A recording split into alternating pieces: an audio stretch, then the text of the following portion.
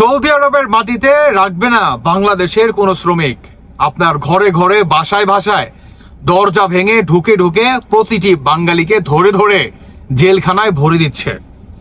এটা এমন একটা জেলখানা, এই জেলখানা থেকে বের হতে পারবে না কোনো বাঙালি।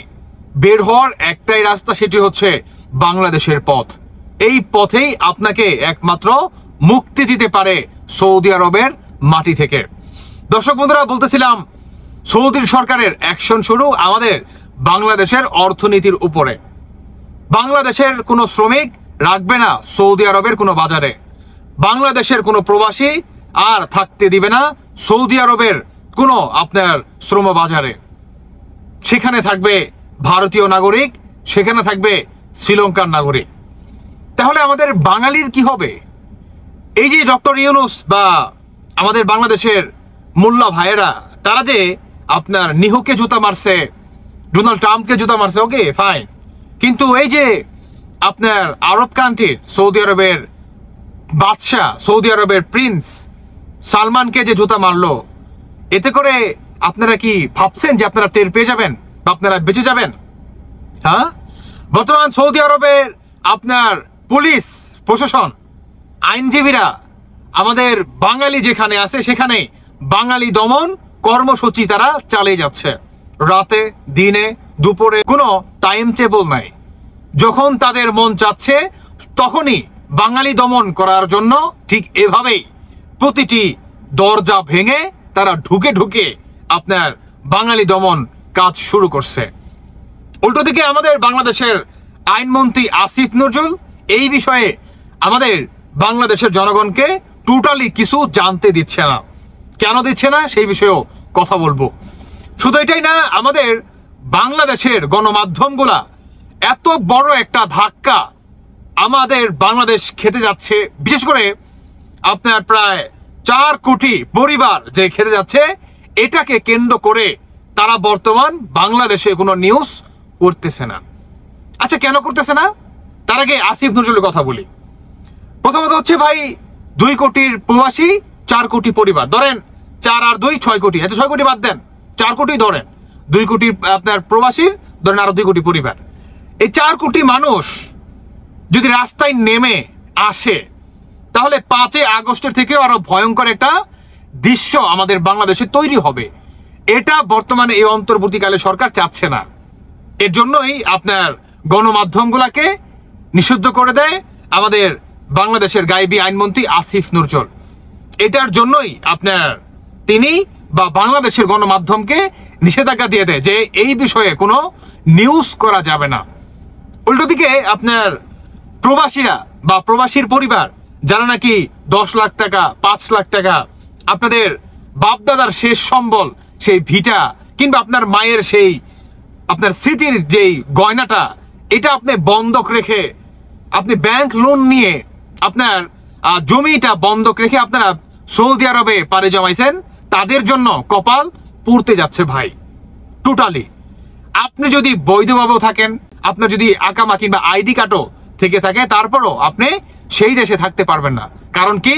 কারণ হচ্ছে আপনি একজন বাঙালি। এটাই হচ্ছে বর্তমান আপনার দোষ। আপনার কার্ডের পিছনে যদি লেখা থাকে বাংলাদেশ, তাহলেই আপনি একটাই রাস্তা, আপনাকে তারা লাথি দিয়ে কলার ধরে টেনে হেঁচড়ে তারা আপনাকে দেশে পাঠাবে। প্রথমত আপনাকে 2-3 মাস কিংবা 1 মাসও হতে পারে জেলে পড়বে, জেল খাটবেন। তারপরে হচ্ছে আপনার 300-400 কিংবা 100-200 করে একটা গ্রুপ করে আপনাকে দেশে পাঠিয়ে দিবে। এটার জন্য দায় কে বা কারা? অনেকেই বলবে এখন যে ভাই আমরা তো ইসলামের জন্য প্রতিবাদ করছি।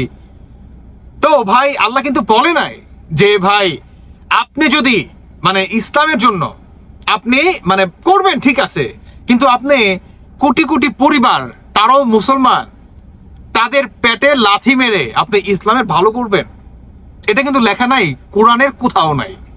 কেমন?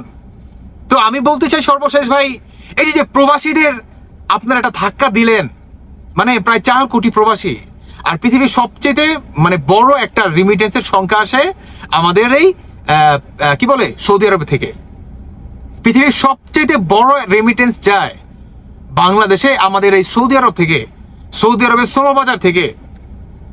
তাহলে একটা কল্পনা করেন তো ভাই, এই শ্রম বাজার যদি মার খেয়ে যায় বাংলাদেশের কি হবে? যারা নাকি বর্তমান বড় বড় ক্ষমতায় বা বড় বড় চেয়ারে বসে সাথে তো কিছু হবে না, হবে আমার আপনার। কারণ তখন 5 টাকার জিনিস 10 টাকা হবে। আমি আপনি কিনে আপনার খেতে পারবো তো? কিংবা খেলেও কতদিন খাবেন বলেন তো? 1 দিন, 2 দিন, 3 দিন, 4 দিন, 5 দিনের দিন কি করবেন? করবেন কি? আপনার ভিটা, মাটি, সম্বল যা আছে সব কিছু তখন বিক্রি করে আপনাকে বাঁচার জন্য 3 বেলা খেতে হবে। বর্তমান এইদিকেই বাংলাদেশ আগাচ্ছে একটু একটু করে। উল্টো দিকে আমাদের প্রবাসীদের এই বিষয় বা প্রবাসী পরিবারদের এই বিষয়ে কোনো কিছুই জানান দিচ্ছে না। এক শ্রেণীর মানুষ আছে, তারা বর্তমান আপনার নানান প্ল্যাটফর্মে বলে বেড়াচ্ছে যে এগুলো ভুয়া, এগুলো নাকি গুজব। তাহলে গুজব কোনটা বলবেন? এই যে রুমে ঢুকে যে মনে করেন মক্কার ভিতরে সবাইকে অ্যারেস্ট করে নিয়ে যাচ্ছে, দরজা ভেঙে সবাইকে ধরে নেওয়ার দৃশ্য, মানে আপনি কোনটাকে অস্বীকার করবেন ভাই? আপনি কোনটাকে গুজব বলবেন বলেন? বর্তমান আপনার বাঙালি দমন যে সৌদি আরবে চালাচ্ছে, এটাকে আপনি অস্বীকার করবেন? আরবের গত পরশুদিনের ঘটনা, একজন ইন্ডিয়ার একজন ছেলে আমাকে এসে বলতেছে যে ভাই আপনাদের বাঙালিদের তো রাখবে না সৌদি আরবে। আমি বললাম যে কেন রাখবেন না? বলো ওই যে ভাই আপনার গাজাকে উদ্দেশ্য করে কিংবা ইসরায়েলকে যে অপমান করে, এর সাথে সাথে আপনার সৌদি আরবের যে সরকার ওনাকে পর্যন্ত জুতা মারে, এটার জন্য বর্তমান সৌদি আরবে কোনো বাঙালি রাখবে না।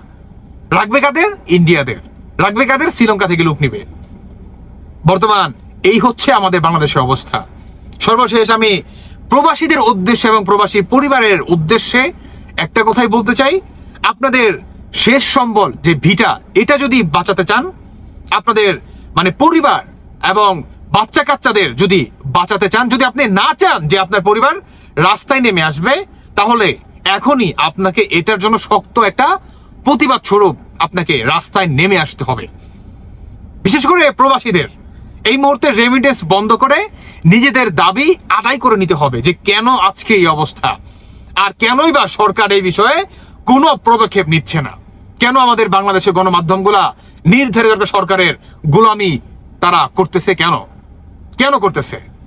এনিওয়ে দর্শক বন্ধুরা, বাকিটা আপনারাই ভালো বোঝেন দেশের কোন দিকে আগাচ্ছে। ভালো থাকবেন সবাই। আল্লাহ হাফেজ। আসসালামু আলাইকুম।